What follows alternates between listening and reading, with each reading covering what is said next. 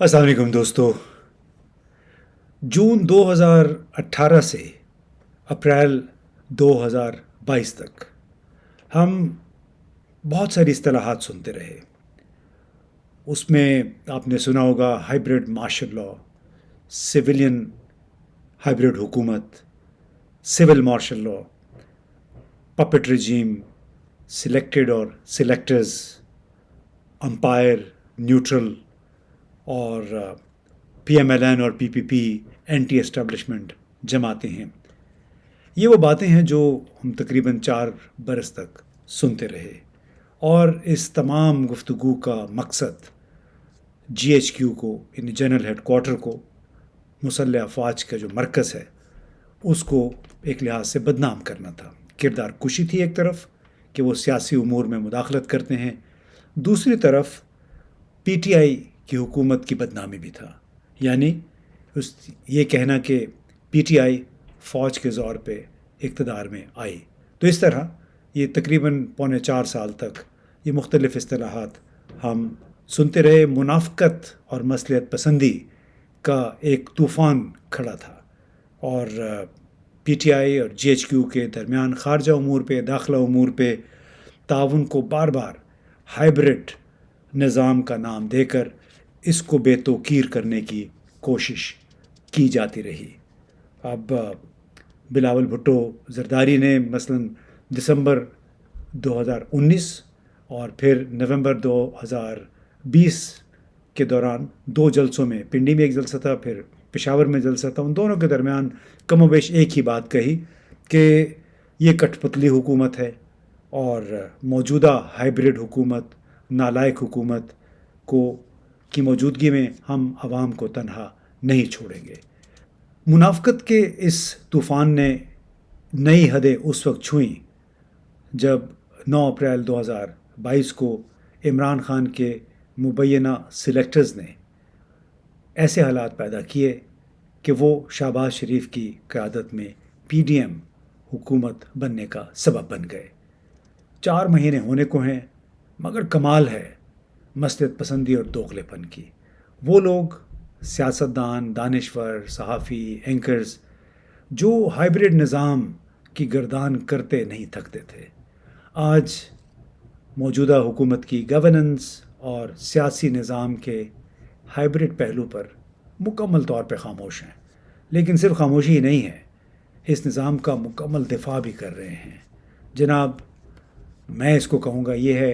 Hybrid निज़ाम 2, hybrid निज़ाम दोम। PDM भी किसी की बैसाखियों के सहारे बरसर इक़्तिदार आई और हाइब्रिड 2 को जन्म देने का सबब बनी PDM की तमाम जमातें। इस वक्त अमलन PDM और GHQ के दरमियान ज़बरदस्त ताउन का सिलसिला जारी है, और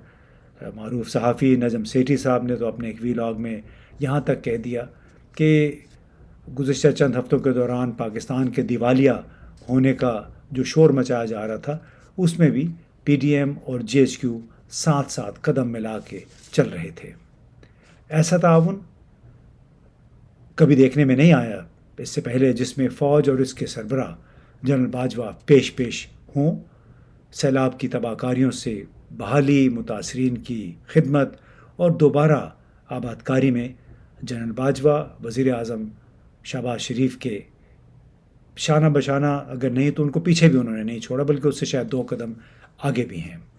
जनरल कियानी ने, यानी साबिक फ़ौज के सरबराह ने 2010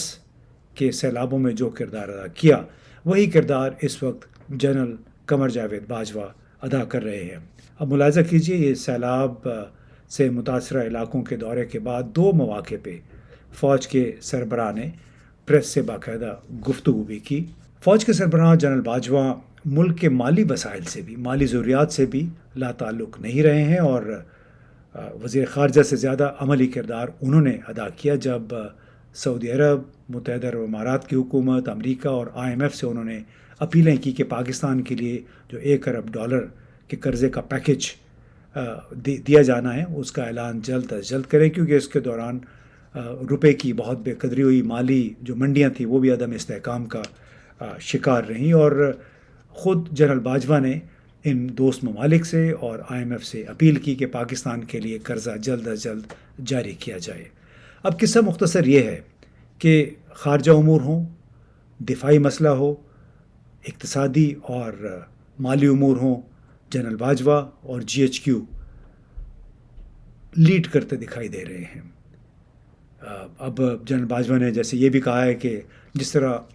کووڈ کے دوران یعنی کورونا کے دوران national command and operation centre قائم کیا گیا تھا، بڑے مؤثر ایک آپریشن دیکھنے میں آیا تھا، اسی کی طرز کا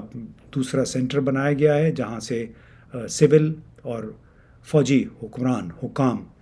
سیلاب کی تباہ کاریوں سے ہونے والے نقصانات ان سے بحالی کے تمام عمل کا جائزہ لیں گے۔ اور اس کے ساتھ ہی چاہے وہ ڈاکٹر شہباز گل کا کیس ہو یا کوئی اور عدالتی کیس یا پھر اپوزیشن کو آنکھیں دکھانے کا مسئلہ ہو، وہ بھی ایک تاثر یہ بنا ہوا ہے کہ اس میں بھی سویلین فوجی تعاون بڑا زبردست کار فرما ہے، یعنی حکومت کو اس حوالے سے مکمل امداد اور تعاون حاصل ہے۔ یعنی فوج میں کا پاکستان کی سیاست میں کردار ایک ناقابل تردید حقیقت ہے اور یہ اب سب کو ماننا بھی چاہیے۔ اب پاکستان کے مخصوص حالات ہیں، اس میں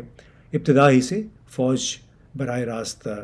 یا بالواسطہ طور پہ شامل رہی ہے، لہٰذا اب کوئی یہ اگر سوچے کہ اس کا کوئی کردار نہیں ہے وہ بھی خام خیالی ہے۔ اسی لیے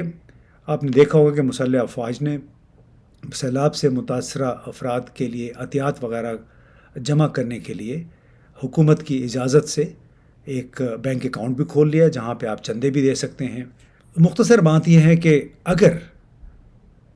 اتنے کمپریہنسو انداز میں GHQ اور سویلین حکومت کے درمیان تعاون کا سلسلہ جاری ہے، اور چاہے زلزلہ ہو، سیلاب ہو، اقتصادی مسائل ہو، اس میں بار بار ہمیں GHQ کا سہارا لینا پڑتا ہے، جنرل باجوہ یا فوج کے جو موجودہ سربراہ ہوتے ہیں ان کی مدد حاصل کرنی پڑتی ہے،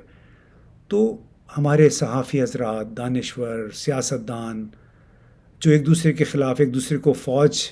کا انسٹرومنٹ بنے رہنے کا طعنہ دیتے رہے، وہ اس حقیقت کو تسلیم کر کیوں نہیں لیتے؟ اس بات پہ ایک گرینڈ کنسنسس، ایک اتفاق رائے کیوں نہیں ہو جاتا کہ فوج کو ایک باقاعدہ کردار دیا جائے،